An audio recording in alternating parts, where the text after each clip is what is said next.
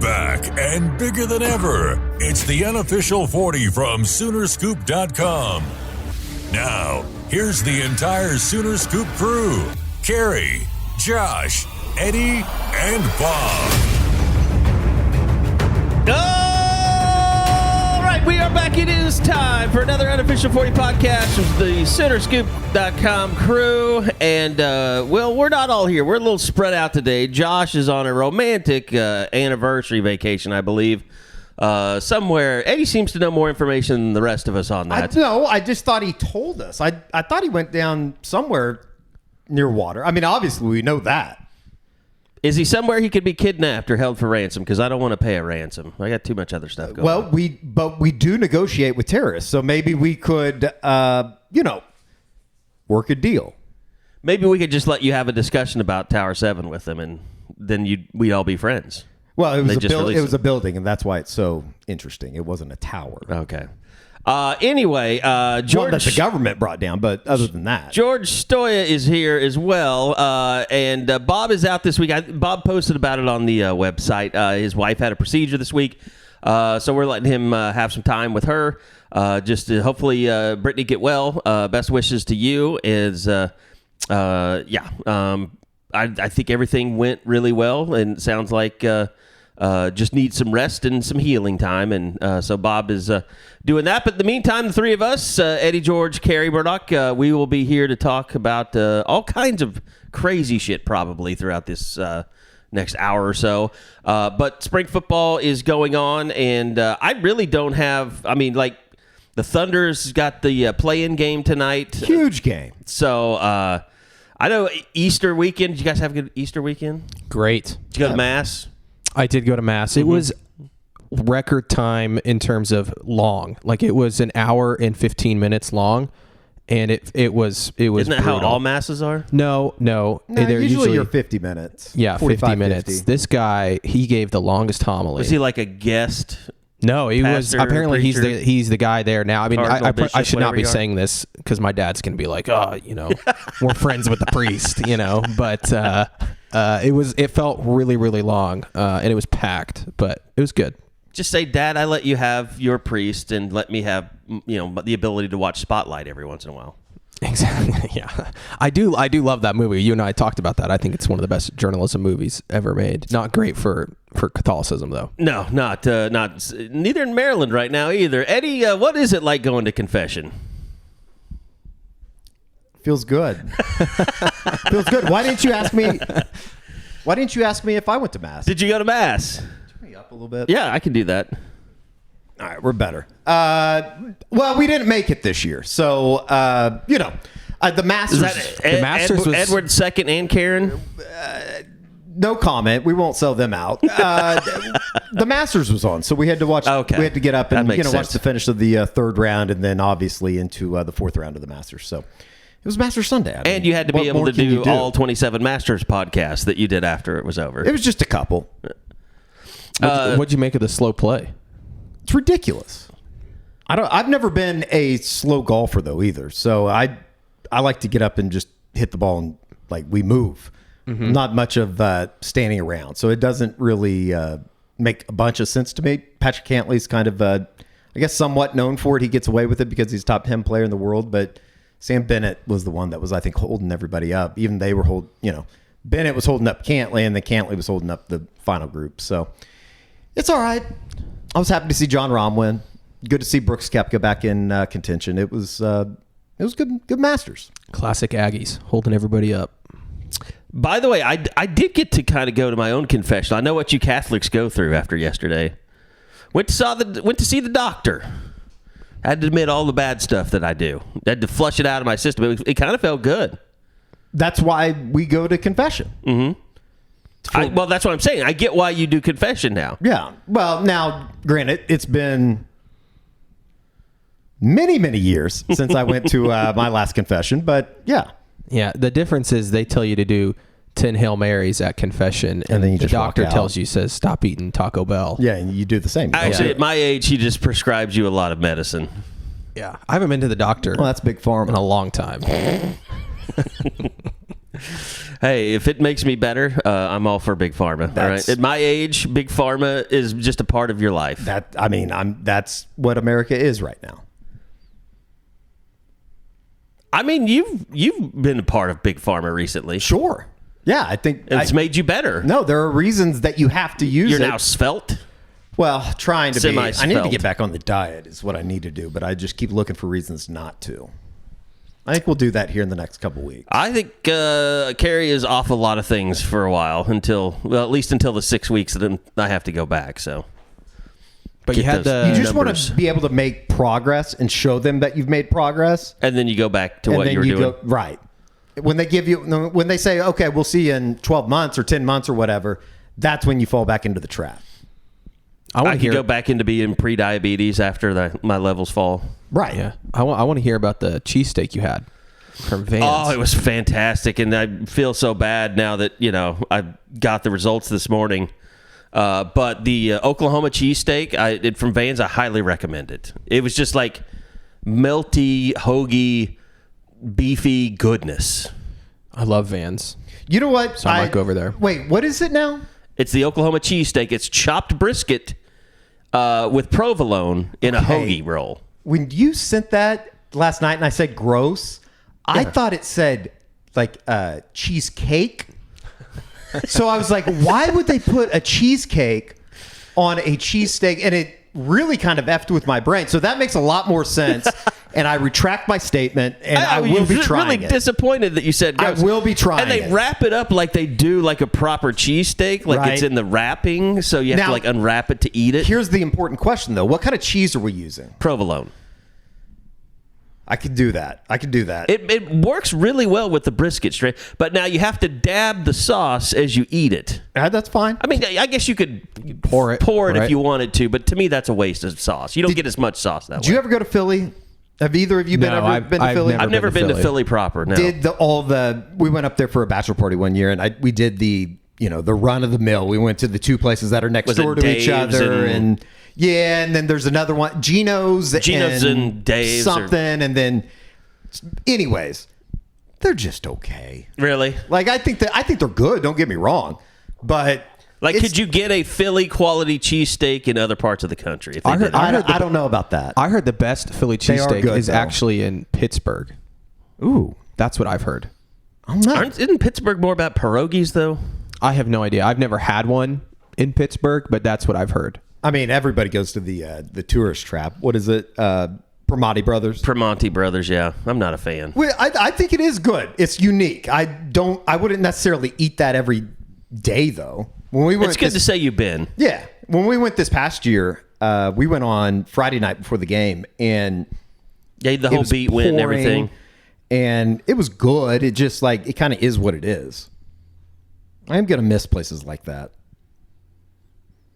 I'm going to say, by the way, find new spots. We got a lot to talk to, and I'm glad you mentioned that because that kind of takes us into some of the talk that was out there yesterday. You and I, the OU Daily did a story. It really is time for the Enjoy Vision fresh perspective look around, and we've been at practice this week. We only have one day because the gymnastics national championships are in Fort Worth, and a lot of the sports information staff is down there helping out. So they just couldn't put together a second media day this week, which it's fine. I did offer last week. I told Mike that if he wanted me to run things on Wednesday, I have no problem doing that. I have no problem stepping up to the plate and being the captain.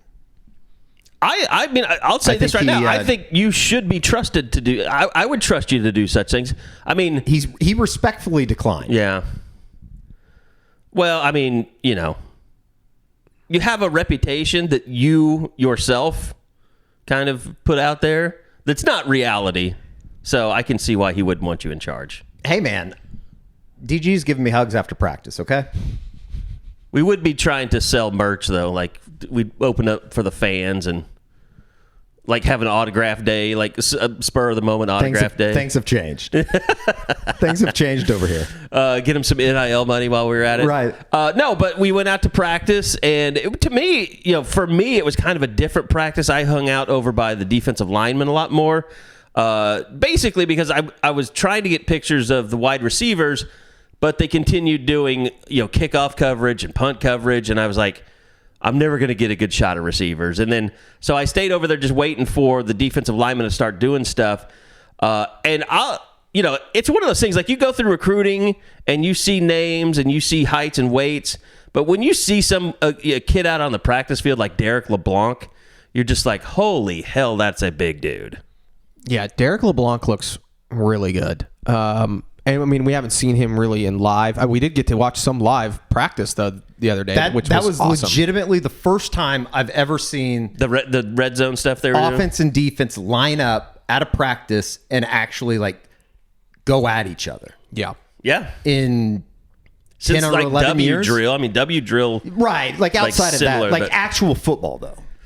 Yeah, to have all 11 going up against the other 11, and it was ones on one. Sure, I mean it was in ones on ones, twos on twos. Like it wasn't like them going up against the practice squad. I mean it was legit. You know what it was? It was probably Eddie. It was probably the year when Stoops was still the coach, and they were wearing the black jerseys after the SAE deal, and Stoops let us come to a spring practice. Yeah, that's probably the last time we saw. Like actual and drill. They practiced inside the stadium that time. Right. I remember that. Mm-hmm. Yeah, and I don't think we could do video. I think we just were allowed to go. I think they let us do it for a short period of time, and then they told us we had to stop taking photos. No, we shot from the stands. Right. From the east side stands, if I remember correctly. Or west side stands. I was waiting for east. You were correct the first time. Was I? Yeah. Okay. I was waiting for them to tell us no video of that. But they didn't care. I mean, it was clear too. They were trying to they knew we were out there, and I think some of that was part of why we got to watch it. But sure. It was interesting for sure, and we got to see. I mean, Deshaun McCulloch made the play of the day. A big FU to Carey, I guess. Right, Carey? Were you the one that was talking? I mean, I think the way, Teddy Lehman deserves some credit here too for saying things about Deshaun McCulloch. But also to everyone else's credit that was talking trash on him, he was unblocked. I'm not like no one touched him. That's the thing. That's the thing that I thought is the most funny part is when all of these videos and we can go out to practice, and it's just funny how two people will see two completely different things in watching an 11-second clip. It's either you're on the side of, oh, wow, what a great defensive play that was. Maybe Deshaun McCulloch's going to be somebody.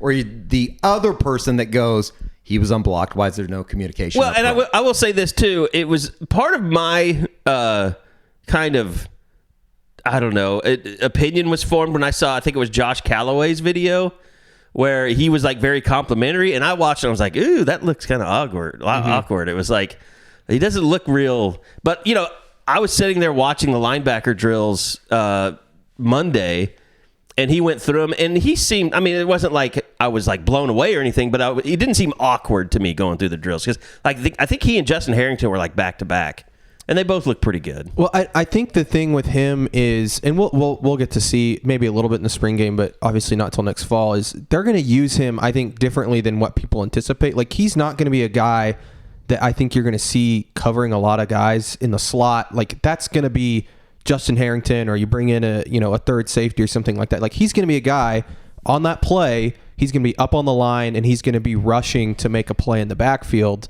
because he's just a massive human. Like, he's just a third down specialist, maybe just kind of a guy that comes in and blitzes a little bit. I mean, like Brent's done that with. I think we talked about that. Brent's done that before at Oklahoma. A lot of people will remember the name Brandon Shelby. Mm-hmm. He was a guy that just came in on third down, and he was basically a nickelback.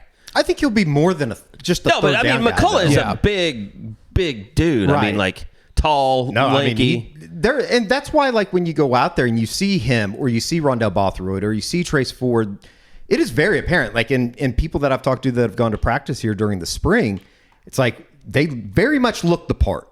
Now, what does that mean in the long, grand scheme of things? I don't know. Like, does that mean that they're going to be able to get off third down?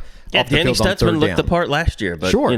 Now they look better this year. Justin Harrington's always looked the part. Right. It is somewhat exciting to see some of these guys, or you see a Derek LeBlanc and you go, it's kind of like the Thunder. It's like, okay, like if that's the future that they're going with, and if that's what they're going to be able to bring in, subscribe. I like that. Well, one of the biggest things, is the Enjoy Vision, fresh perspective look around. The one thing about going to practice, and it's been 4 different media availabilities when we've been able to go and watch, and Eddie's been able to see as much as anybody, thanks to Enjoy. There would have been years where I would have gone out there and I would have had to wear contacts, and with all the wind during April, it would have been pretty tough. And especially at the beginning of March or at the end of March, I think anybody that's been around Oklahoma knows that the wind and contacts don't match, especially with all the dust in the air. But thankfully I went to Enjoy Vision and I got laser. I got laser vision now. LASIK. Mm-hmm. LASIK vision with a laser. How about that?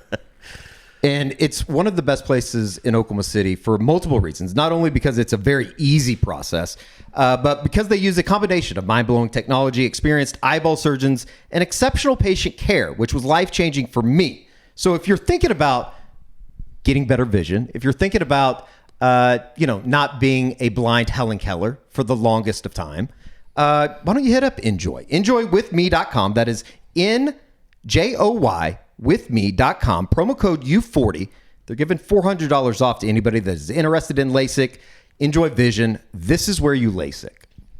By the way, rumor has it that Helen Keller actually could have used that surgery. Of course she could. And so could Stevie Wonder. Just like Stevie Wonder. Yeah. Mm-hmm. The fake blinds. Ray Charles, real blind. Really? You think he was real? I think he was real. By the way, also I want to tell you guys, we're going to coming up is on Friday is the No Bogeys with Baker and Emily. Something that I don't think we've announced this on the podcast, but it's all to benefit Meals on Wheels. Nobody's making any money off of it except for Meals on Wheels. Baker's not making any money. We're the media sponsor for the event, so we're going to be out there. The plans are right now to have a live stream. Eddie's going to be emceeing the thing. But they also have 20 individual tickets still remaining for this. There are 18 tickets left. You can purchase your tickets today before the event sells out.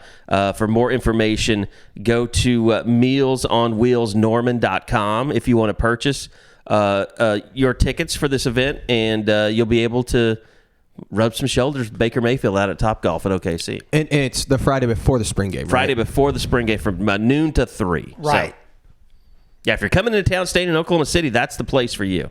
Go hang out at Topgolf. Okay, so to continue our Enjoy Vision, fresh perspective look around, Did you guys see the breaking news that just happened?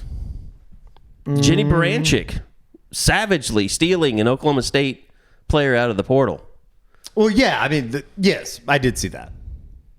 Oh, what's her name? Lexi Keys? Lexi Keys, yeah. From Talacasse, Sequoia. I think she's a grad transfer with 2 years of eligibility left. Yeah. Another Oklahoma State athlete headed to Norman. I did see that, though. That was a good, I was wondering, pickup. Have there been any transfers from OU to Oklahoma State? Or have they all come from Oklahoma State? We were trying to figure that out. We could not think of... I can't think of anybody. Kel Davis, obviously, is another one that has come from Stillwater to Norman, baseball side of things. Yeah. I mean, we were trying to think. There might have been like a walk-on or something at one point. It seems like we came up with one person. I want to say that there, and I know that we've done this before, but I want to say there is a football player that was at OSU, came down to Norman, and I just don't know if he ever suited up. He might have gone through spring and then, exited stage left. I don't think that he was around for a long time, though. Yeah, it actually makes my head hurt trying to think of that because I know there's something there. Anyway. But no, I mean, and I've been talking about this a little bit, with people. Like, I'm going to be surprised if the transfer portal is that 15th through 30th window that's getting ready to open up. I'm going to be surprised if it's all that large. Yeah. And I think that, it's going to be a mixture of guys that wanted to go through spring, and then, just to see where they're at in the depth chart. I'm not talking about Oklahoma, just talking in general. And let me ask you this. Does that lend itself to higher recruited guys maybe that are just, find themselves too far down the depth chart? Or is this more just guys that really don't have a home? Maybe a mixture of both mixed in with, and I think that we'll see a couple like true freshmen that maybe enrolled early and are just like, this isn't what I signed up for. This is what I want. I need to get out of here. Yeah, I mean, didn't A&M have an offensive lineman into the portal today? Yeah. So I think you're going to see some guys that, you go through spring and maybe you look up and you're a third string guy and you've been there for 3 years and you say, okay, it's time for me to enter the portal. I mean, I know I mentioned a couple of months ago, or I guess a month ago, that I thought Jaden Davis might be somebody. I mean, but then he's out there with the starting defense. So it's like, I think that it's depending on, going through spring practice and maybe you look up and you're not where you thought you might be and then you look elsewhere. But I don't think it's going to be a total influx. I do think OU might be active in it in a couple of spots. Like I know I answered that on the board chat yesterday that, I wouldn't be shocked if they look at maybe adding a tight end to the room. That seems like a position that they could definitely use, somebody, maybe if they don't feel comfortable at receiver, even though it sounds like there's a few guys there that are really starting to separate themselves. But I don't think they're going to be super active. I also don't know the scholarship chart. Like, I don't know if they have room. You might need a couple guys to leave to have a couple spots. Matthew Wyckoff is the Texas A&M center that's entering the portal. He ended up starting halfway through the season for him, but with Bryce Foster coming back from injury, I could see and understand how that's a situation that he's looking for, a better way to get onto the field. Yeah, and I mean, OU's kind of had a chance to, jump at some tight ends that have been out there and they haven't done it yet. I mean, it might just be that they, really feel like they have to have somebody special to kind of come in. Well, or it's possible that, because Seth Luttrell's on staff, like the North Texas guy, they were just like, yeah, you probably don't want him. Yeah. And then, I guess it probably depends on what Devon Mitchell's situation is, if he's going to reclassify into 2024. And, you don't want to start loading up just for the sake of numbers and then all of a sudden not necessarily be over the top with the tight end position, but just not be as flexible as maybe that you wanted to be, because Stogner's obviously going to be going after this year. It's going to look a lot different. Yeah, I think and again, I don't know who this person would be, but if a grad transfer enters the portal, this spring, that's a guy that maybe you circled as somebody that you have another body, because I just don't know. Like, I mean, obviously you feel good about Llewellyn and Helms, but you haven't seen him play pretty much at all. So, and we're seeing a lot of, is it Blake Smith? That's right. Yeah. Mm-hmm. I mean, he's been out there quite a bit. So, but he's also got like a club on his arm. So yeah, it looks like he broke his hand. Yeah. So he won't be catching any passes. Do you guys, I mean, like, I have not wasted one single minute of watching tight ends so far. I watched Stogner a little bit, but. Well, you can't help but notice Stogner. He's just big. Yeah. He's massive. But yeah, I haven't, because there's none of the guys out there are probably going to play. Yeah. Other than Stogner. There's just not a lot of guys out there. Yeah. I also haven't watched a ton of the receivers because they're on they're in part such of the field where we can't see them. We were talking about that yesterday. Like, I wanted to go out there and get an Andrel Anthony picture, and I wanted to get some pictures of some of the other guys. Like, we don't have a lot of Gavin Freeman pictures and stuff like that, but it's just they're almost inaccessible, and they're not really doing a whole lot until they kick us out of there. Yeah. And then the other day, like, they're going 11 on 11, but it was all running plays, goal line stuff. So. Right. There's a bunch of individual drills that you can watch the wide receiver position. I've gotten a little bit of video of those guys. I got a nice photo of DJ Graham just standing there on the line of scrimmage. Yeah, that was the other thing. Everybody was all worked up about Farouk and Stoops not being in on those goal line sets. I mean, they never threw the ball, one, and two is they were just standing out there. They weren't even blocking. So yeah, I do think though that we can talk about talking with Gavin or whoever. The one thing that always comes up with that group is I think to a man, almost every wide receiver's talked about how great of hands DJ Graham has. Yeah. Like I'm slightly intrigued to see what he is going to be, if he's going to be a contributor. And then obviously you start working your way down the list. Like, you talk to Andrel Anthony, George, Jalil Farouk, obviously. And then, I think Nick Anderson looks incredible. But what does that really mean? Yeah. If you made me pick two guys from that receiver room right now that are going to end up being the contributors other than Farouk and Stoops, I'm picking Anthony, because it sounds like he's had a really good spring and he seems to be involved in a lot of what they're doing. And then I'd pick Nick Anderson, because Nick Anderson, he was out there quite a bit on the goal line stuff, which I think means something, that they're throwing him out there.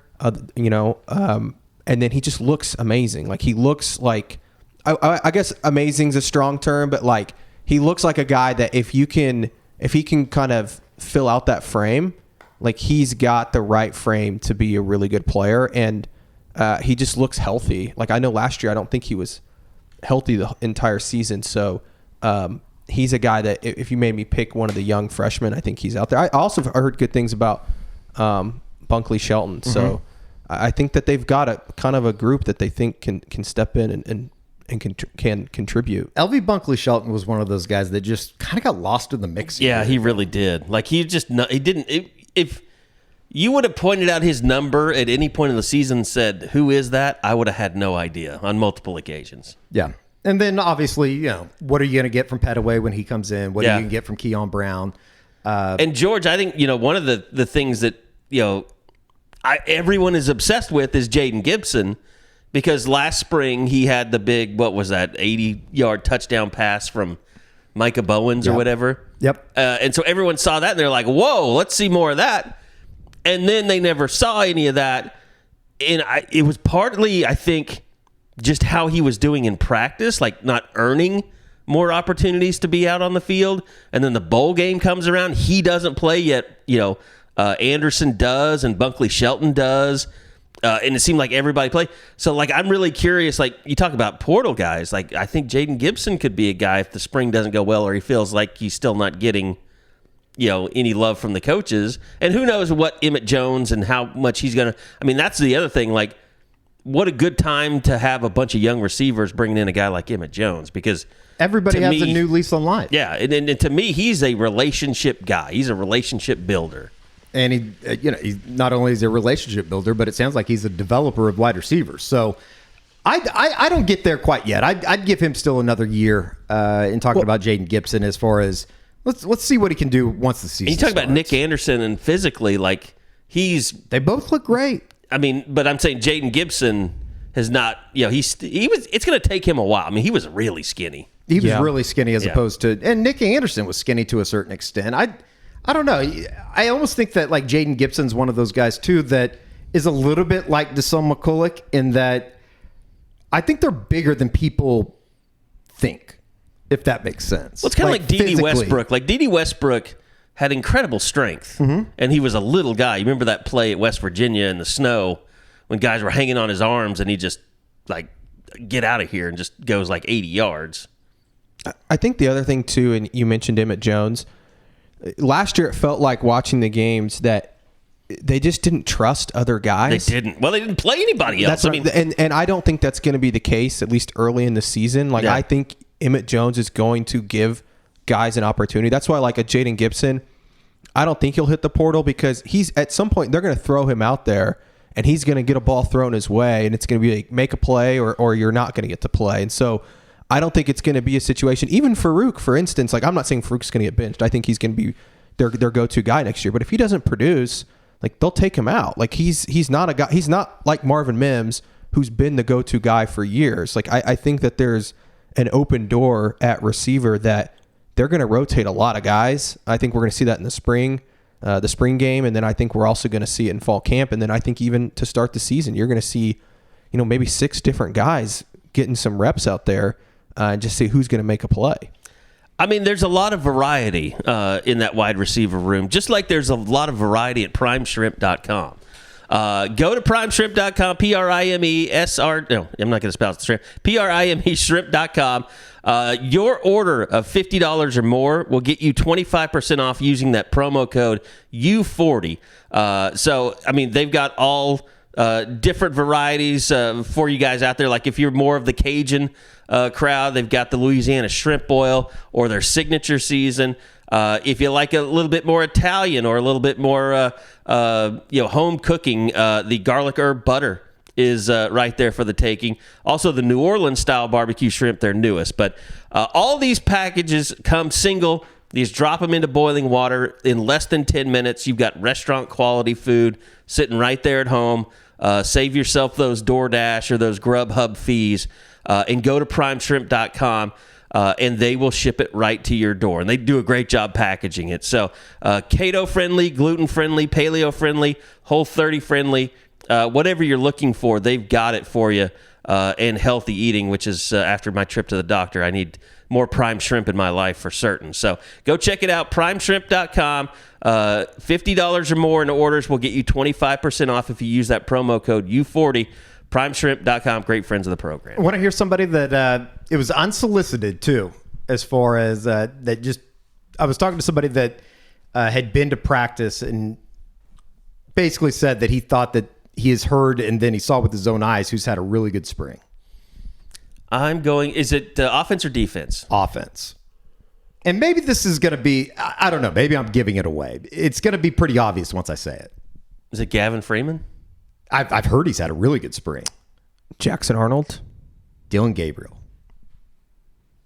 I like it. I mean, we all know that there are people who think that Dylan Gabriel is not the answer at quarterback. Sure. And those people, I don't want to call you stupid. I'm just saying you should not give up that soon. I mean, I think there's more. I think the bowl game showed us there's more to come from Dylan Gabriel. He can be good. And, you go back and you look at the times last year where he obviously came out of the gates really slow. It wasn't good. Nebraska. But there were moments where it's like, where's this guy been? And then he would fade away, or they would start moving the ball and you'd have a hold that brought a big play back. It just seemed like, and we talked about this on the pod countless times throughout the year, a year ago, where it just seemed like they were never able to make that next step. He looks, and this is just based off of what we've seen in practice, and even I don't know if you guys watched the clip they put out this morning with him mic'd up, and I think it was in the scrimmage last week. He just looks more comfortable. Sure. Like he has a better chemistry with some of the guys this year and just running. I mean, I think he was comfortable running the offense, but he's even more comfortable now. So I think is he going to win the Heisman Trophy next year? No. Can he win 10 games at Oklahoma? I think that's possible. Sure. I think he could win a Big 12 title. I mean, Carey, you put it out, I think it was a couple days ago, that he was the highest rated quarterback in the league last year by Pro Football Focus. I believe that was returning, because I would think that Max Duggan would have been number one. Yeah. But even Duggan, I mean, he, as a passer though, I would say Gabriel was probably number one. Part of that I think would be that he hit a lot of deep shots. Yeah. But yeah, no, I think, look, if you think Jackson Arnold should be starting next year, you're crazy. I don't think that's. It's not because he's not talented. It's just for a true freshman to come in and become a starting quarterback over an established quarterback like Dylan Gabriel it's not possible. Well, everybody not likely. Everybody's mind is warped because of what Caleb Williams did. Caleb Williams is a generational player. Like he like, in my opinion, and I could be totally wrong about this, I think he could be as good as Patrick Mahomes is right now. Like, I think that is the type of player we're talking about. And that's not to say Jackson Jackson are going to be out with pitchforks for you. This might be your first intro. Well, here's what you have to crazy. do when you say that. You also have to mention that he was not Lincoln Riley's first choice in that recruiting class to make sure that people understand. You're not saying it's all Lincoln Riley's doing. Speaking of, is Vandegrift, is he going to be the guy at Georgia?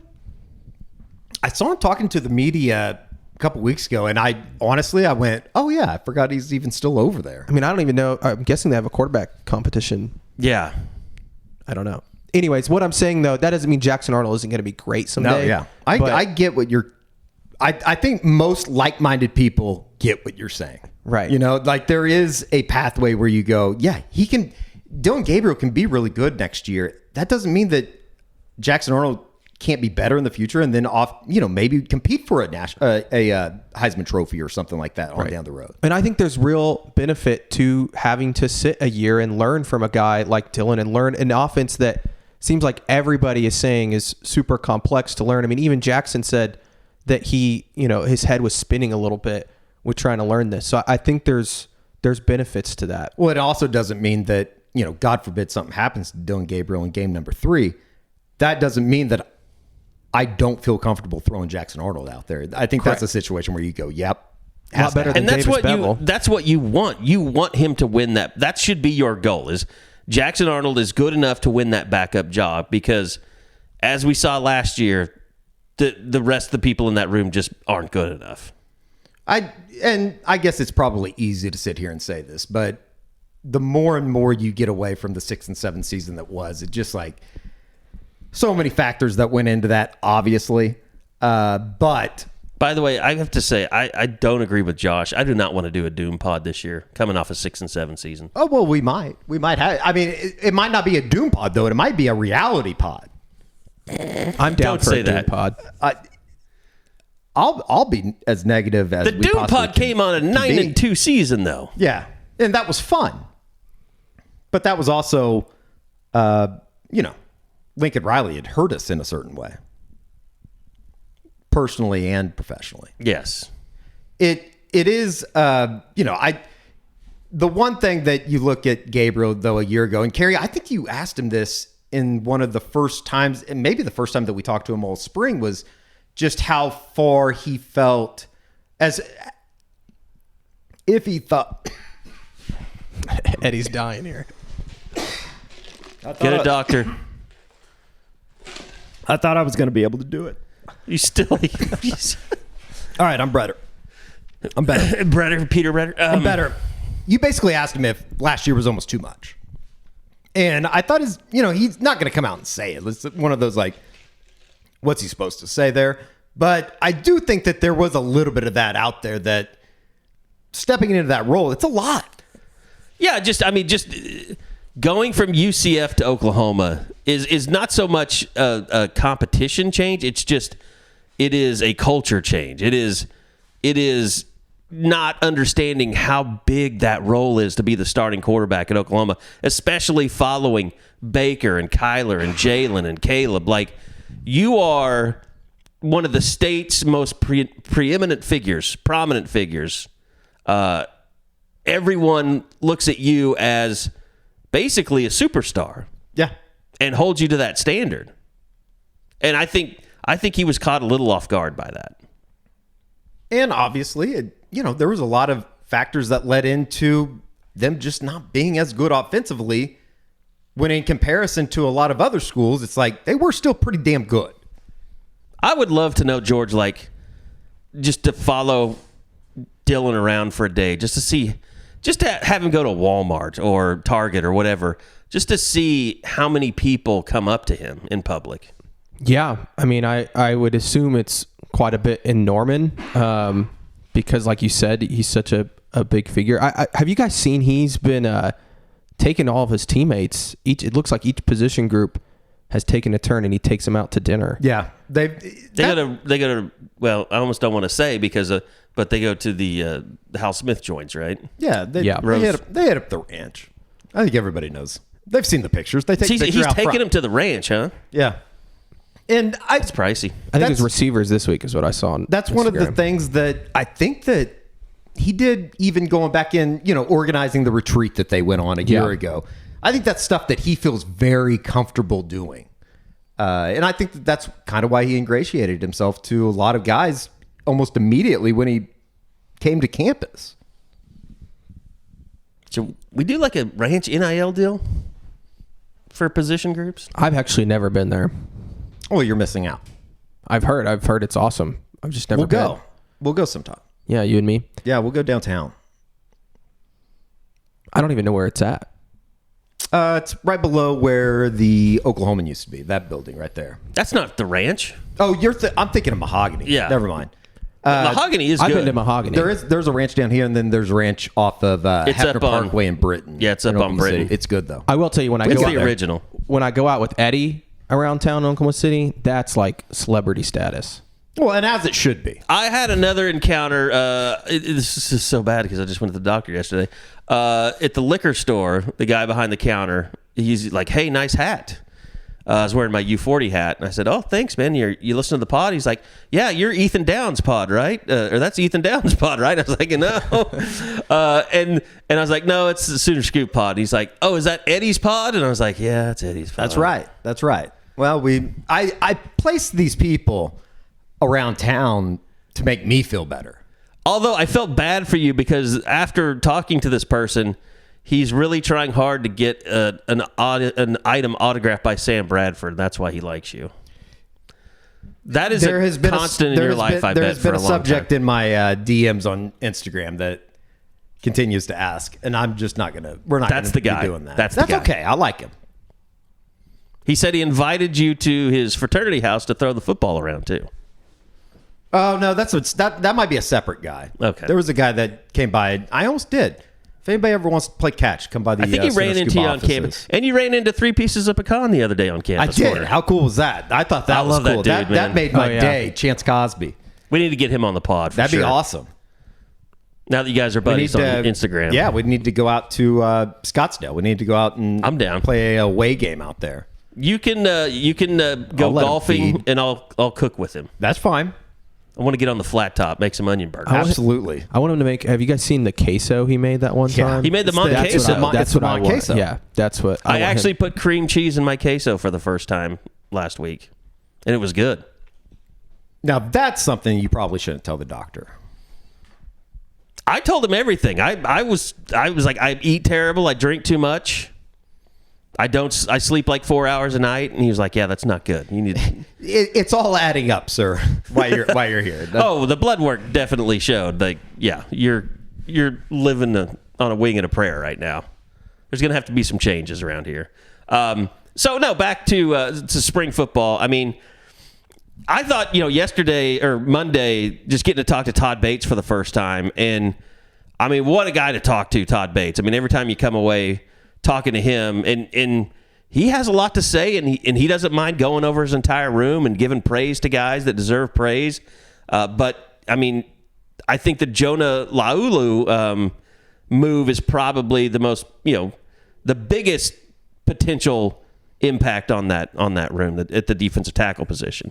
Yeah, and it sounds like, and Eddie, you kind of asked him about this because he was going down the line talking about every player, and something that came up with dang near every guy that he talked about was getting after the quarterback and creating a pass rush. And I think that's kind of what also sparked that move for Lualu is he's a guy that can get after the quarterback. He's got good hands. He wasn't somebody that was, getting after the quarterback a ton last year on the edge, but they feel like he can do some different things because he is a little bit smaller inside. And he wants to get up to about 290 pounds, I think was what Todd Bates said. But I think that's an emphasis for this group. And I kind of put that stat out there yesterday. They had 28 sacks. It was tied for 64th in the country.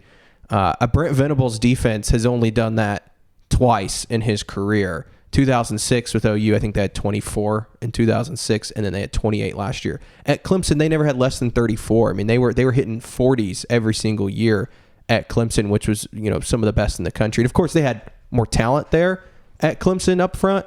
And that's what obviously OU's trying to get more of with guys like Derek LeBlanc.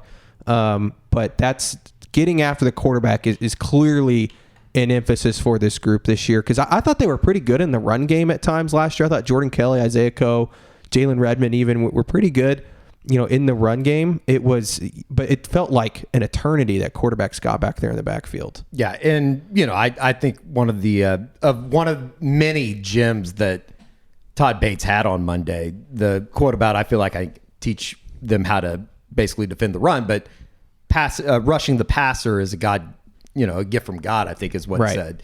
It's one of the things that I think is going to separate in this defense. And are they going to be able to make the next step? And, obviously, if you can get pressure on a quarterback, if you have good defensive line, it's been said many a times here over the last, 4, 5, 6, 7, 8 years, that will make everybody's life a lot easier. And if, Laulu can be somebody inside that they can count on, is that a product of they think he fits there, or is it a product of they like other guys on the end more, so let's throw him inside and see what he can do? That's what's going to be interesting to me.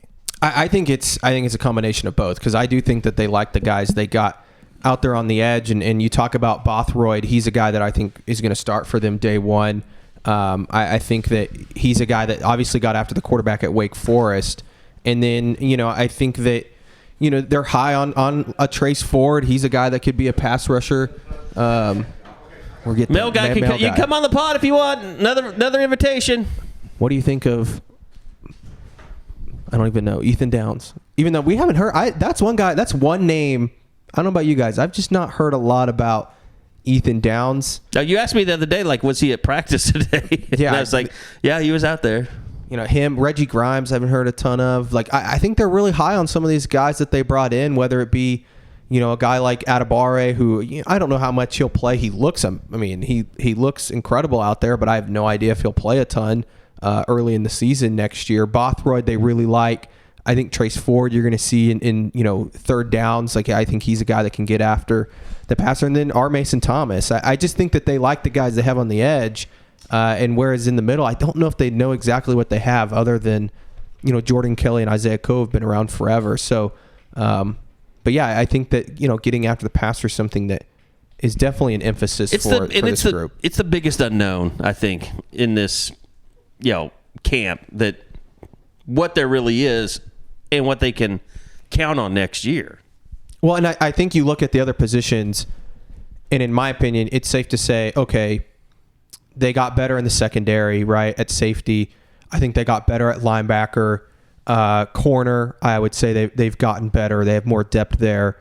But defensive line is the one spot that I feel like I don't know if they've gotten better there. I mean, what does Jacob Lacey have to offer from Notre Dame? What does a Devon Sears, who sounds like he's a guy that they think can get after Todd Bates the passer. really likes Devon Sears. Yeah. Because he can rush the passer, right? Right. And everybody kind of talked him up too. And Eddie, I feel like Jordan Kelly was close last year to being a difference maker. And at times he was. He's the one guy to me, if he can take that next step.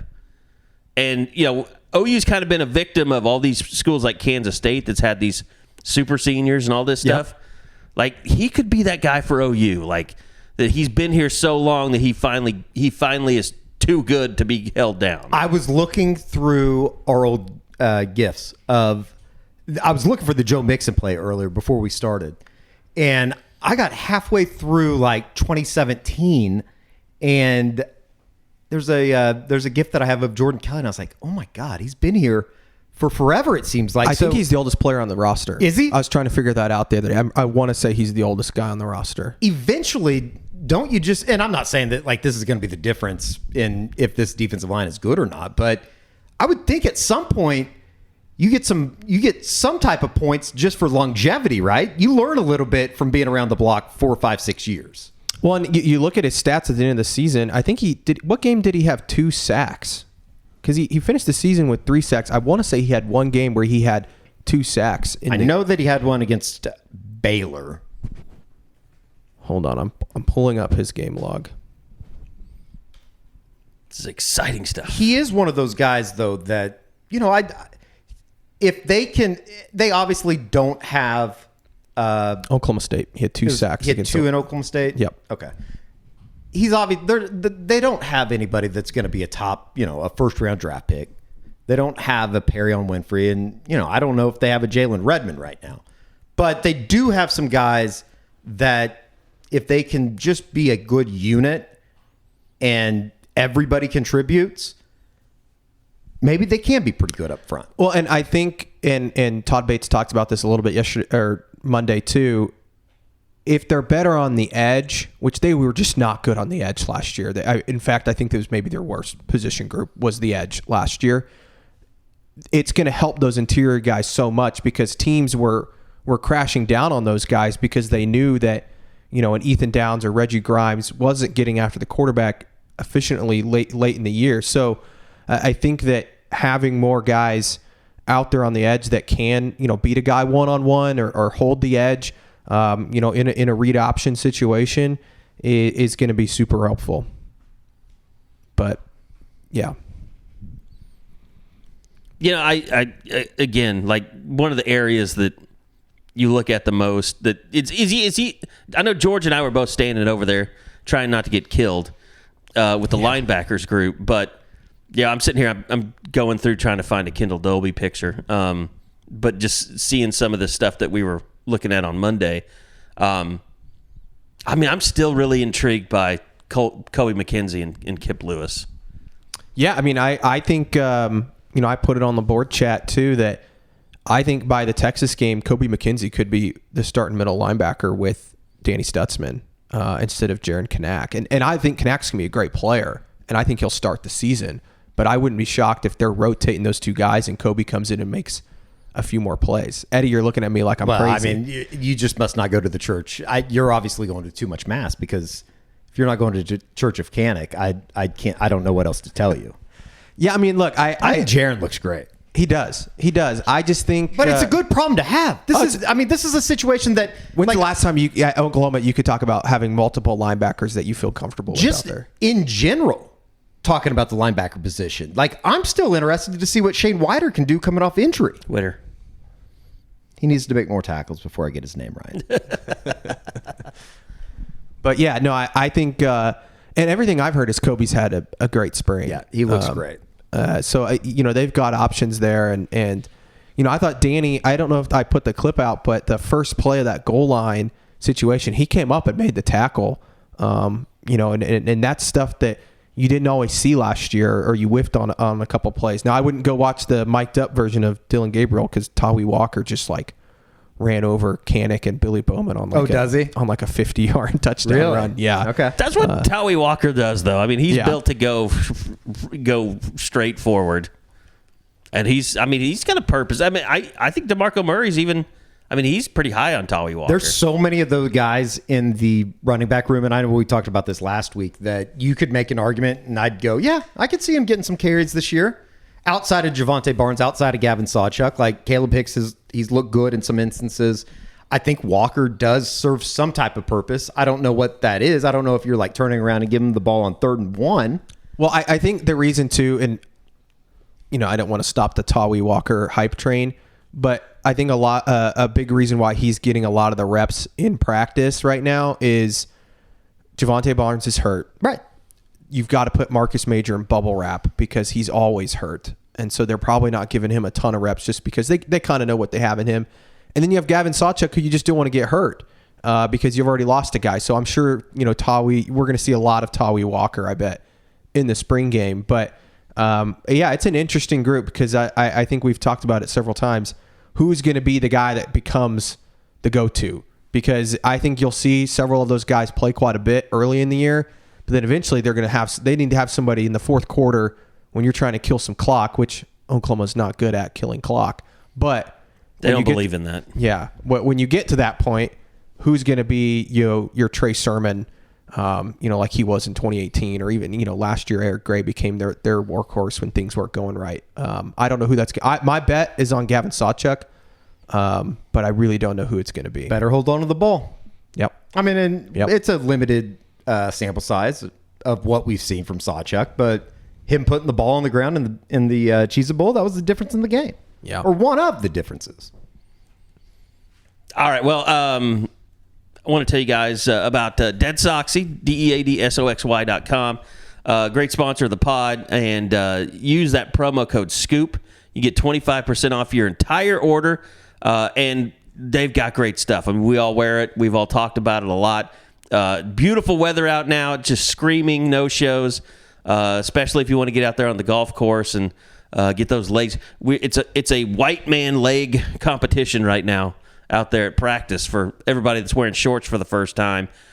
So you might as well get those no-shows, go all the way down, get those ankles completely tan so you don't look like a weirdo. Also, the boardroom, fantastic selection of socks there as well. You can get the Crimson collection and a lot of different packages that you can get. You can get the 4-pack of the Crimson you're taken care of on game day. But deadsoxy.com, DEADSOXY.com. Use that promo code SCOOP, and you get 25% off your entire order. So go check them out. Great friends of the podcast. And as always, stay Soxy.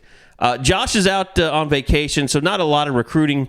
We'll get to that next week, of course, with the spring game and all the recruits. And they can be official visitors coming out then. But a lot for Josh to catch up on when he gets back. So we'll be talking more about that. Outside of that, guys, Eddie's got to be kind of happy because the baseball team's starting to score some runs. I mean, well, I don't know if I'd say happy. I mean, they are coming off of a pretty embarrassing performance over the weekend. They just can't. Seems like they can't build any momentum. They can't build any confidence right now. And losing 2 of 3, they've now lost 1 of 5 of 6 to Baylor and Kansas State, two of the worst teams in the Big 12. So I don't know, kind of what that makes them. But then they have nights where they play really good ball. And, you saw that in the midweek last week at ORU. You saw that last night in Norman against Wichita State, who again, not a very good baseball team. And you got Tech coming in this weekend. So it's kind of interesting. They're starting to get guys back. Dakota Harris is supposed to be back in the lineup. He's had a little bit of an oblique issue. He's expected to be at least available. I don't know if he's going to start Friday night, but they're 5-10 without him in the lineup, and it's not obviously one guy. They've had some pitching problems, but it will be good news to get him back. But then once you get him back, they've lost Easton Carmichael for the next couple of weeks. He's out with mono, so I don't know. It's been up and down. I think that, obviously you look at the series last weekend in Waco, you're not going to win very many games if you commit 4 errors in one game. You're not going to, they won that game, ironically. You're not going to win many games if you commit 3 errors. And then they had the 4-0 lead on Thursday night and blew that lead because of pitching. So it was good news to get, they had an MRI on Braxton Douthit. He left the game last Thursday at 83 pitches when they were up 4-0 before it all went to hell.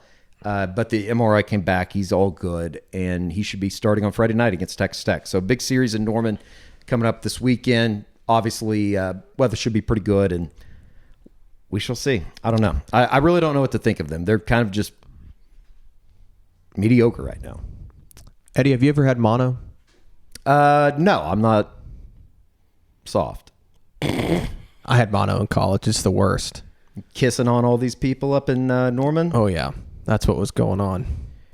You know who also has mono is Marcus Hicks. I know, and I thought that was the first person that I thought of when they announced that last night, because maybe it's just something that's going around campus. I don't know. Maybe that's something that goes around all college campuses. I'm really not sure, but he's fine. He's just going to have to be out a couple weeks. It sucks. Like you do just tired. Yeah. Like you can't ever not be tired. I didn't go to class for like 3 weeks. I think they call that COVID now. No, that's officially been, we're no longer in COVID. Yeah, well, we'll see about that. I will say, enjoyed watching the softball game last night. Jordy Ball was just unbelievable last night. 130 pitches, struck out 13. Which, it's so ironic watching that game. LSU employed the let's throw everybody that we can throw. Well, I think that's kind of that's become the de facto I think everybody's way to play Oklahoma. That's the book on Oklahoma. You throw 4 different pitchers and you just hope that they don't 3 don't give up 10 runs. Yeah. And, they got 3 early in the game. That was enough because of the way that Jordy pitched. But that was the best that I've seen her since last year before she got hurt. And she looks like a dominant ace right now. And, that's the thing about Oklahoma softball right now. Like, their pitching is actually better than their hitting. And they're good hitters still, but and they can, run rule you at any time. But with all these teams throwing these different pitchers, it's kind of screwed with them, I think, just mentally a little bit. Yeah, I haven't watched a ton, but it also helps when you have the best shortstop, the best second baseman, and the best center fielder probably in softball too. Left fielder. They're unbelievable. I think I saw last week, and this was before maybe the Tech series last weekend, but I'm pretty sure that I saw of the 10 best batting averages in college softball, 6 are OU players. Yeah, the entire lineup is just ridiculous. It's insane, but defensively, they might be just as good as anybody else. They're very dominant this year. Staff. Yeah, they're very dominant this year, but it's in a different way. They don't have Jocelyn Allo, but their pitching is so good. Jordy Ball is now coming into her own, which she hasn't been this good all year.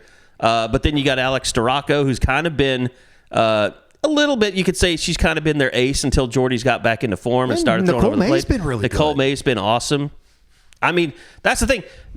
Oh, yeah, and I keep thinking of this, you get into the World Series, you're not going to be throwing 5 different pitchers.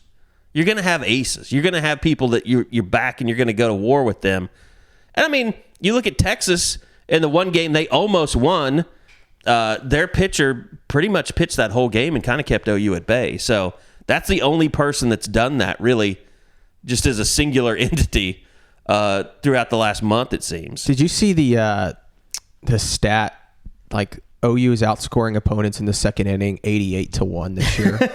88-1. I usually, like, one of the fun things to do is just go back through and read the game notes that Pat Dunn sends out, and it's just ridiculous. Like, they're 14-0 against this year against ranked opponents. Now I feel like an idiot because I don't remember them off the top of my head. I don't remember who they lose to. I don't remember who they lost. Baylor. That's Baylor, right. who they play, I believe, next weekend down in Waco again in a 3-game series. Bedlam's the last series, right? Because Right. I think that'll actually. I mean, I think Oklahoma State is Right now, really that's good. that's the only challenge that's really out there. I mean, 1 and 2, and Oklahoma State's playing really, really well. Are they the one school that can really take on Oklahoma? That's the question that remains. Yeah, And remember last year, Oklahoma State won the Big 12 tournament and then turned around and lost in the College World Series. right in the semifinal game Right. where To Texas. To Texas, yeah. So, yeah, it's been fun. It's fun watching Jordy Ball pitch right now. Did OU lose the Big 12 championship? Yeah, Yes, they did last yeah. year to Oklahoma Is that State. what it was? Because they beat them for the regular season, then lost in the. It was. I remember too. Like Oklahoma State's softball Twitter account put out like some tweet that was like it's our state or whatever, and then when OU won the national title, it was like it's our country basically. So, yeah, I mean, it's softball is going well. By the way, SoonerScoopStore.com. Appreciate all you guys. We're getting ready to make another order again, but keep on by. We're still fully stocked, barely in large, but everything else is in stock. So if you order, we'll get it out to you immediately. The mail guy just came today with a big load. So, yeah, we're getting those out there. So. Appreciate everybody buying, and the little uptick in the Make Lindsay Street Great Again merch. Yeah, we were so talking far this week. at the very beginning. We were talking about the article that I think Mason Young wrote in the OU Daily. Just as far as everybody knows it. That's the thing that like kind of bothers me is that everybody knows there needs to be some changes made as far as game day atmosphere surrounding the stadium and all that kind of stuff. And it just doesn't make any sense. You just hope the right people are in charge that can kind of lead them to the promised land, if you will, as they make the transition into the SEC. Did you see the stat in that piece about, I think it was Alabama or Tuscaloosa versus Norman? Norman, it was like $30 million they bring in on a game day versus Norman is like $11 million. Mm-hmm. That's crazy. And it's But probably a lot of that, just the same amount of people, right? Norman's bigger. Well, 130,000 people to like 90,000 for Tuscaloosa. But I mean, that was a big part of that article, is just talking about how the city embraces game days, and it was Norman city council members that were taking these trips with OU, just looking at how they do things. And of course, the city's not in charge of Lindsay Street, whether there's tailgating there or not. But I think the message has to be sent at some point. We're trying to send it with the Make Lindsay Street Great Again stuff. And, we still have like flags and stuff in stock, and people have been buying those. But we're trying to send that message like, this is stupid. Like, just open it back up again because everybody loves it and it makes game day better. And trust me, Tennessee came here and Lindsay Street was still open, I remember. And that was a fantastic game day experience. And I remember I walked because we had to park in a different place. And I walked through Lindsay Street and just thinking like, man, this is a great game day atmosphere. It's just crazy to me that you get, at best 7 times a year that you can celebrate and get every, alumni back to campus. And I get it. There's a lot of reasons why the game day experience has taken a hit in Norman. Some of it's an 11 a.m. kickoff for a lot of that stuff. But like, you get 7 of those a year. Why don't you try to put everything on display? Like, it just doesn't make any sense. And I think a large part of it, I think there's people in the athletic department that would agree with 100% with what we're saying. I've had those conversations. I think it's But I also think, George, some people don't understand what a big deal it is to fans, and that they can push it off on the university can push it off on the athletic department. Well, and it's just a big roundabout of people like, well, we're not in charge of that, and then, well, we're not doing that. Like, we're not taking away that for all these. It was kind of funny. The thing I liked about that article is it basically said OU's valet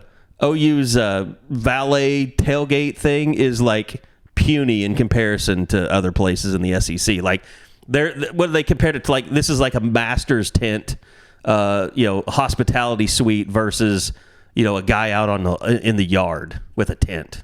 Well, and I think that there's also a lot of people that, and especially on the university side, that just don't understand the magnitude of what a game day in Norman is or what it should be. They're coming from places where maybe college football isn't as big. And I think that, that kind of plays a part in it. Well, and it's also, I'm not really here I'll criticize anyone that I think, could be doing better. I mean, like Campus Corner, it could be better. And I mean, it's kind of been co-opted into being the same thing over and over and over again. I mean, there are things that we could be doing on Campus Corner to make it a better game day experience. Just as Sooner Scoop, now that we're, a member of Campus Corner.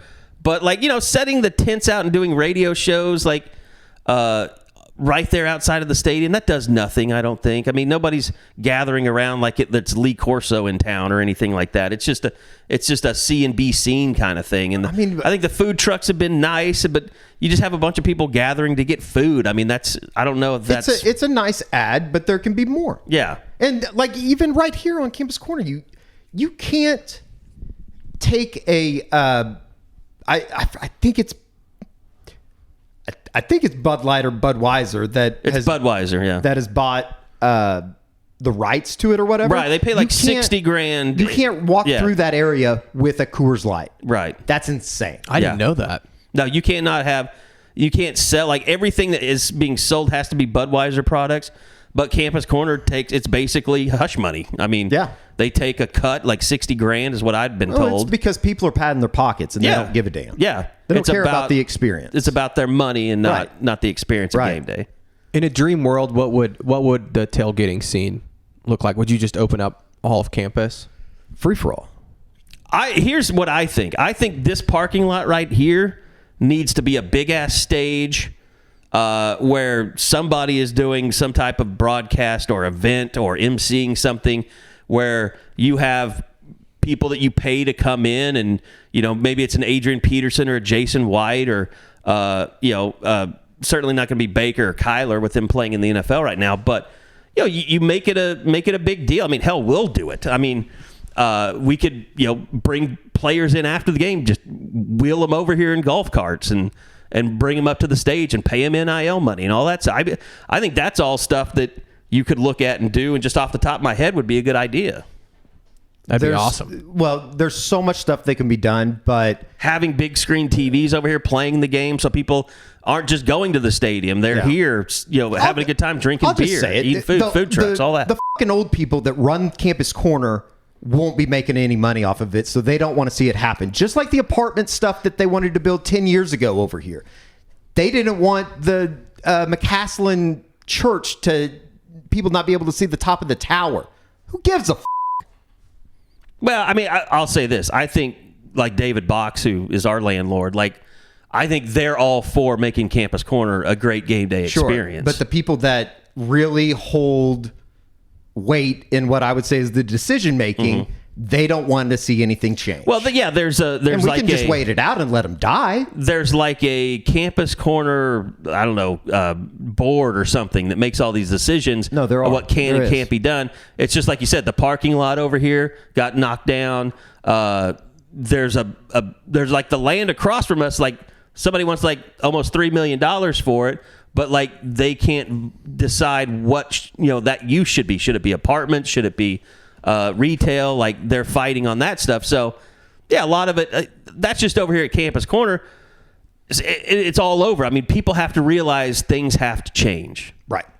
And how much money it could bring in. Like that article said, Tuscaloosa is bringing in $30 million, and you want the Alabama fans to make this a destination, or otherwise Oklahoma City's going to make it the destination, and they're just going to shuttle people down here for game days, and they're going to keep all the money. I think I've always been so wrapped up in what is an OU game day that I often forget when people come to Norman and what they think of the experience and what they think of the stadium and stuff like that. And it's just like, it's kind of run of the mill for us because we do it every Saturday or we do it every year in and year out. And our focus has been getting to the stadium, getting set up, covering the game, covering the post-game press conferences, and then getting back home. But then you talk to somebody that comes into Norman for the first time. They talk about, like even recruits to a certain extent about what the atmosphere is like. And I always think, it's loud, but it's not that loud. And then you hear people talk about how loud it actually is. And I just think that we kind of get blinded by it. And I think that there's been a lot of people around here that have been somewhat blinded by just how good things have been and how much better they can be, I guess is what I'm trying to say. Well, I just think there's a big missed opportunity because you're not talking about a fan base that is wishy-washy. I mean, you're talking about a fan base that will show up to every single... I mean, they had 76,000 people at the spring game last year. So it's like, I just feel like the city is missing a massive opportunity. And then I think that, the university doesn't realize that. Like, it's bigger than what I think than anybody realizes. And I don't know. I think there's a lot of people that do, but the people that are making decisions within the university are more worried about, getting on some stupid ass academic 100% Rhodes Scholar list or presenting the campus in a certain form or fashion that. But everybody has their job. I mean, they need to. I mean, look, Joe C is not afraid to get a committee started. I mean, he's got committees working with Texas committee about the move to the SEC. Sure. You can have a game day committee, and you can get members of the city council on it. You can get the mayor on it. I mean, you can form whatever you need to in order to make it better. And I'll have to ask Joe, is he looking at that? Like, it's just like with the thing, and part of that, article was talking about the basketball stuff. And I know they're working with the city, and they had the survey that was sent out, and they said mid-June that should be ready to know about how to move forward with that.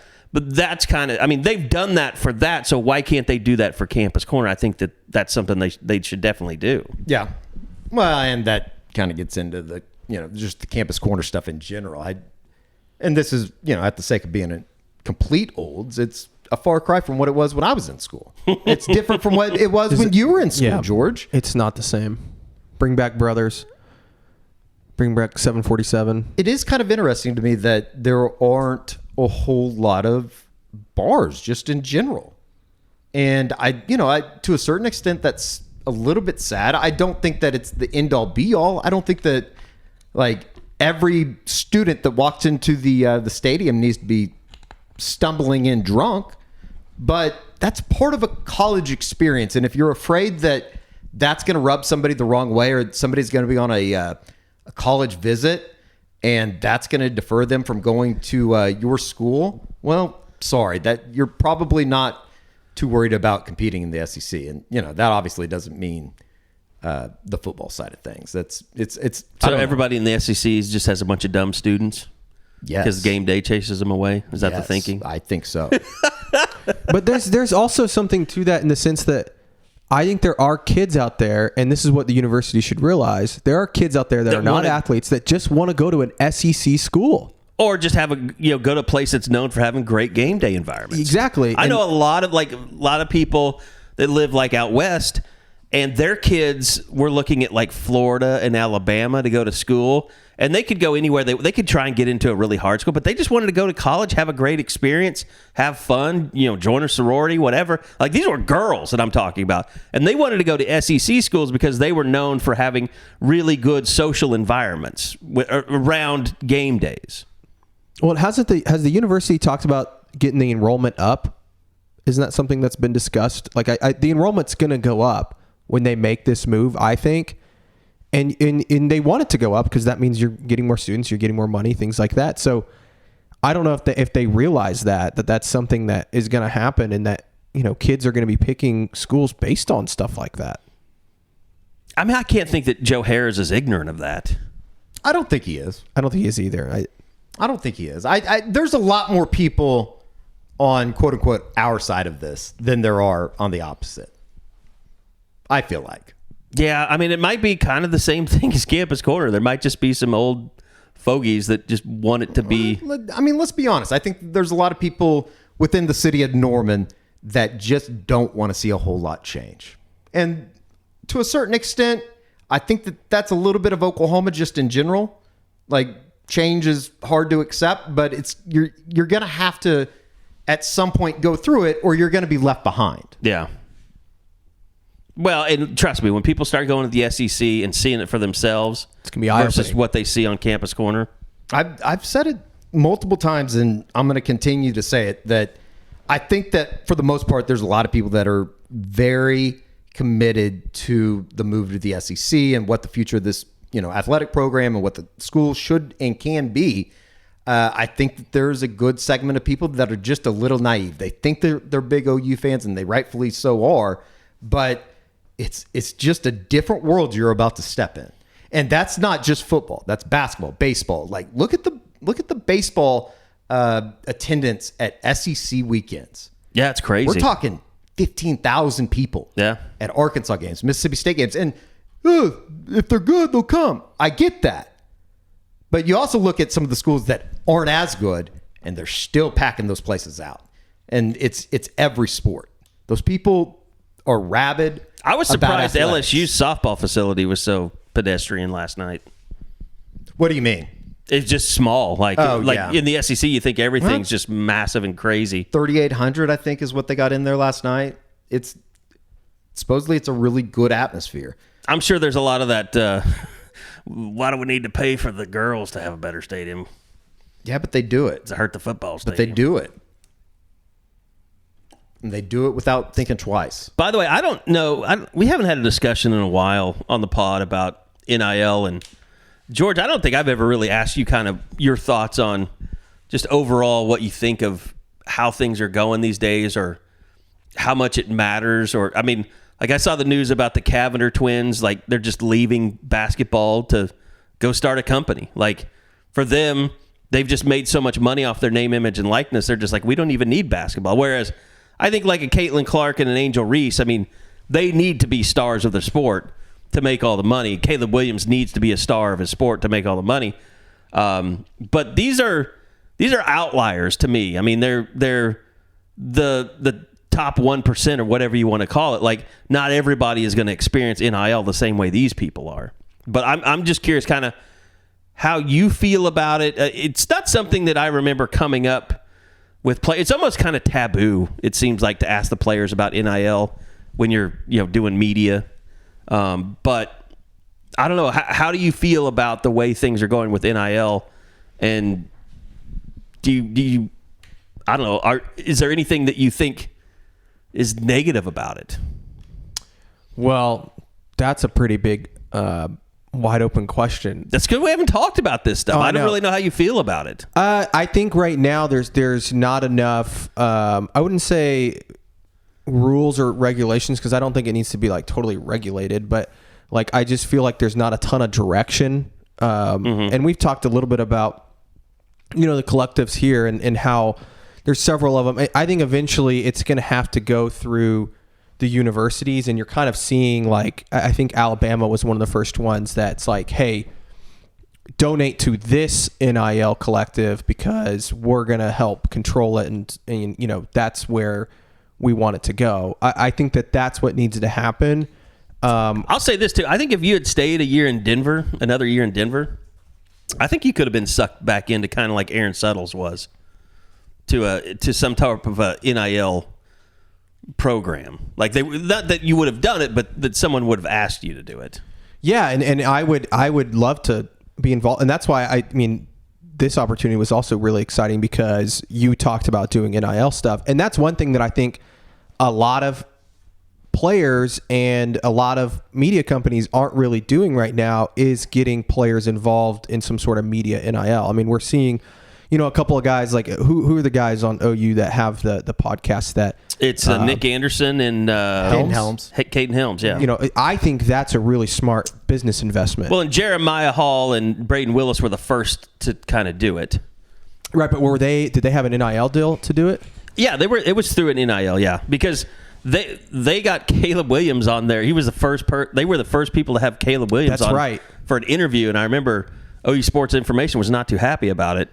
But they ended up giving their blessing, and there was nothing they could do about it. Well, see, that's the one part that I will say is frustrates me is OU getting mad about stuff like that. I mean, they should be, ecstatic that, their players are being on those sorts of platforms. But I think that's one area that we can really, dig into. And I think it's also one that, you find the right players. I think players, maybe they don't think about that. They think of, being in the car commercial or getting sponsored by, whatever item that people want to promote. But I think that there's a lot of good NIL opportunities with the media that they probably aren't even thinking about. But in terms of, the direction of it, I think that it's kind of a mess right now. And it's because the NCAA hasn't really given any direction.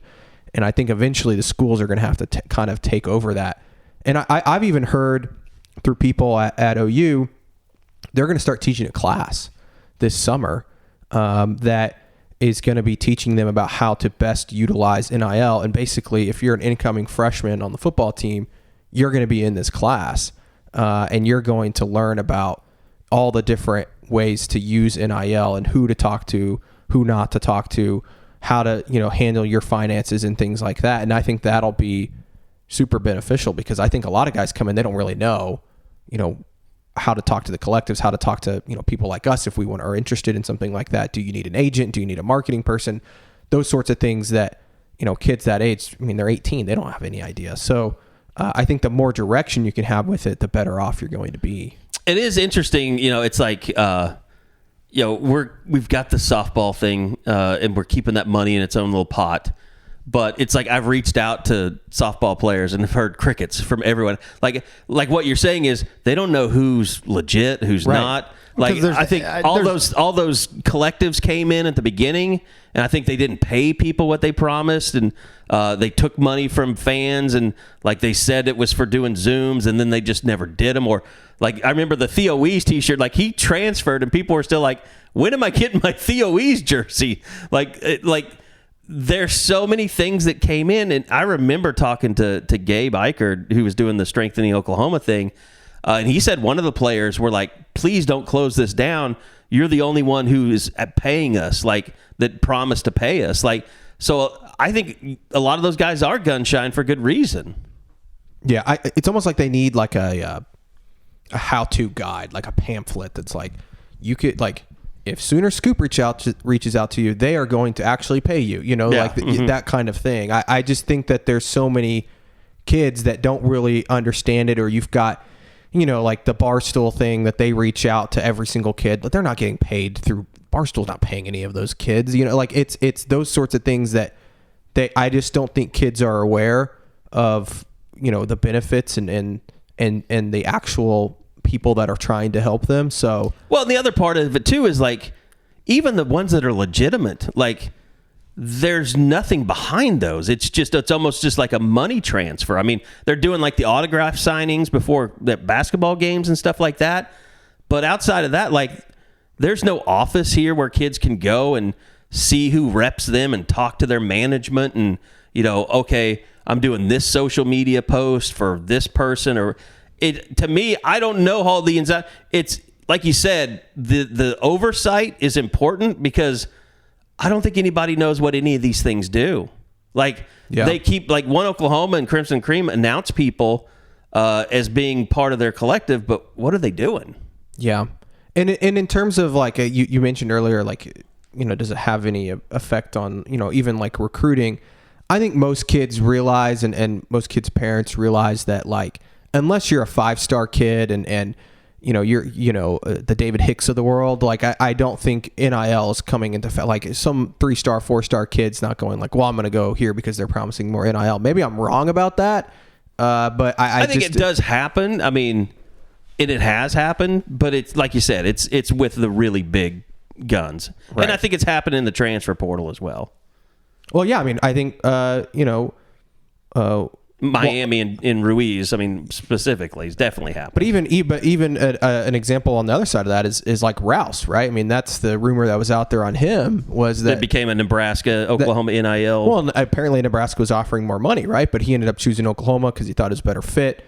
Bill Beatenbow, those sorts of things. So I don't think it's the end all be all, but I do think as we get further down the line and they do figure out some of these, some of the issues and speed bumps in it. It will become a bigger thing because you'll be more organized. And the universities and programs, like in Alabama, that are more organized with it and having the money funnel through one thing are going to benefit. It's also one of those things too that they just are going to have to find a way to break down that wall where the schools want it, the fans want it, but right now you can't get it done, right? Like it just like as soon as everything gets under one roof, everything's going to be okay.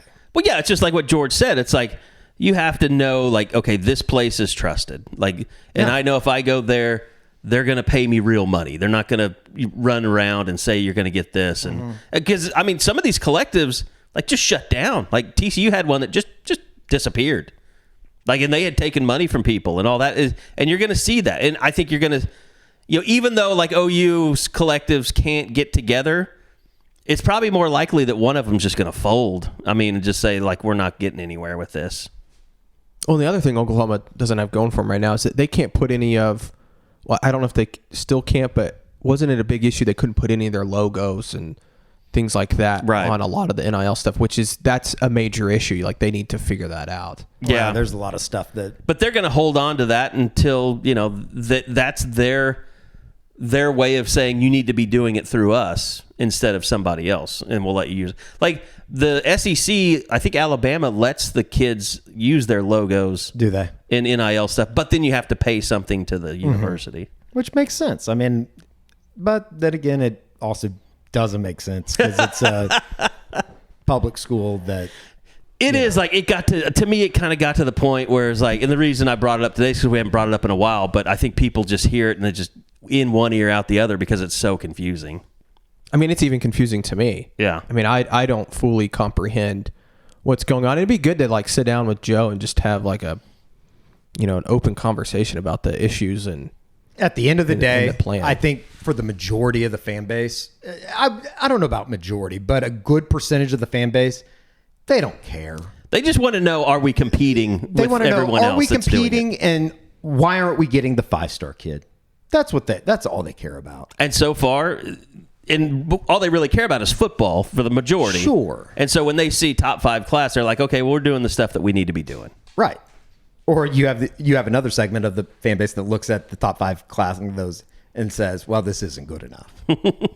Well, like which is a good problem to have. Like it is a good problem. What is I mean, and maybe he's probably talked about it a lot more previously, but what has Brent said about it that you guys remember? I mean, what has he said about? It's been a while since he's been asked, but I mean, he basically said that he completely supports it and he wants these guys to.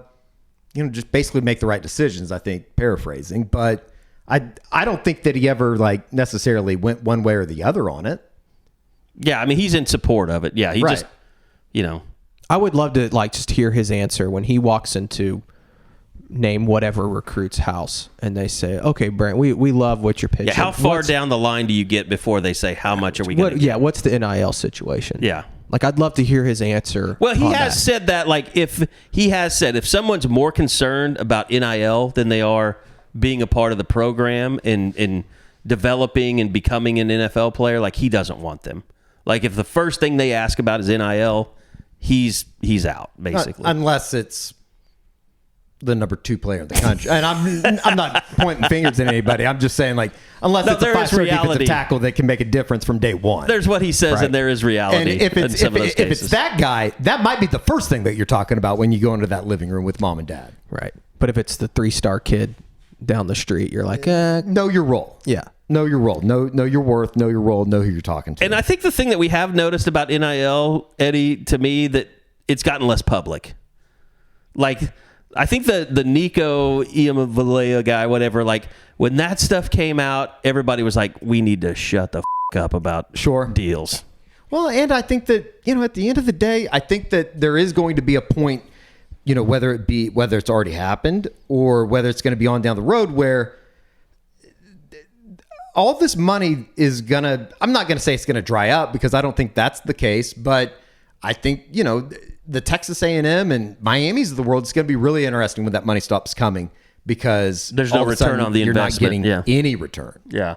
And you already know that you're not going to get any return, but I say return, I mean wins on the football field. Yeah, but I think everyone says that, but the people that donate that kind of money just have endless money. Sure. And they're also just crazy people. This is their party money. This is what they do. A Texas A&M fan is a crazy person. And so they're part of a cult. And so like the money's going to keep going. Instead of buying, your vacation house in Vail, you're just buying players. Right. Yeah. And every fan base to a certain extent is cultish. I mean, oh yeah. Yeah. And as you continue to win, and if you win more, I think the more money that will come into the program. It's a very easy equation, this college sports. It is interesting because you do have rich donors that want to do things, that want to help, but they don't want to just throw money out the window. And there are some donors that have so much money, they're like, okay, if this is what we have to do, we'll do it. Yeah.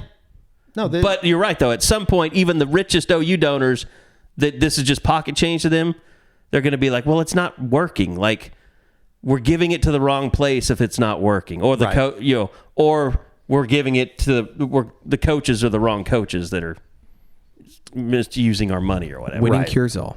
Yeah, winning cures all. Always has, always will. So yeah, there you go. The little NIL discussion. I think like once every 2 months we'll just have an NIL discussion. Yeah. I think that's about what people can stomach, maybe. Before we get out of here, though, I forgot. Today is my dad's 60th birthday. Oh, and so I turned into the Oklahoma Breakdown all of a sudden. I have to tell him happy birthday. This is his favorite podcast. So, well, hopefully he stayed with us through the end of it. I think he will. I hope so. Happy birthday, George Stoya II. Is the first still around? Oh, no. He died in 2002. Okay. But yeah. Sorry to bring that up then. That's okay. It was a while ago. But he'll be very excited to know that I wished him a happy birthday on the unofficial 40. Very good. I need to meet your dad sometime. I mean, he's going to come by the office, I think, around the spring game. Bad because your dad and I, how old's your dad? 60 today? 60. Okay. Yep. He's a little older than me. Yeah, we're 10 years apart, but I think we probably are interested in a lot of the same things. Oh, yeah. 100%. Does that mean that you look at me like, a super old guy? Yes. I knew this. I mean, we're starting to bring in young people. That's just how it's going to go. So I will say a lot of big stuff coming. I feel like I need to just say something. I wish Josh were here to kind of buffer me. But some stuff is going to be changed. We're changing the landscape of sports here shortly. So just stay tuned. A massive announcement will be coming here at the end of the month. And want you guys to stay tuned for it. But yeah, we're shaking some shit up. And I'm really looking forward to it. I'll just say it. I'm becoming transgender so I can carry a Bud Light onto Campus Corner on game days. I have not even paid attention to that whole controversy. I knew when Kid Rock was shooting Bud Lights, like, okay, I don't care about this. That's when I started caring.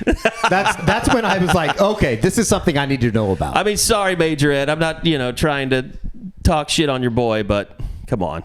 I've always been a Michelob guy. But they're owned by Budweiser. Are they really? Mm-hmm. I did not know that. Michelob Ultra is a Budweiser product. I'm a Coors Light guy. I mean, I like Coors Light. Coors Light's good. I know Eddie's a big Coors Light guy. That's all they have in Colorado. You can't get Budweiser? Oh no, you can, but like you have to seek it out. You go out to a public, like you go to a concert or you go to the Rockies game. It's always Coors Field. It's only Coors, yeah. So it's like you go out. They own the venues basically where they do everything. So I'm fine with that though. Yeah. All right. Anything else you guys wanted to hit on before we get out of here? I think that's it. I think we're good. Oh, you hosting some basketball? Yeah, I don't know anything about the basketball stuff. We'll catch up with Bob next week about that. Hopefully, there is going to be some movement on that at some point. Yeah, they have six. They have 6 roster spots. So my God, you would hope that they get some guys in. Yes, it's a very critical time for Porter, and as we said earlier, Jenny already stealing OSU players, so she's probably going to kill it in the portal. All right, that's going to do it. We'll be back again next week, fully staffed for another edition of the Unofficial 40 podcast, where we'll be even closer to the big announcement I just talked about. So thanks for listening. We'll be back again next week for another edition of the Unofficial 40 podcast from Soonerscoop.com.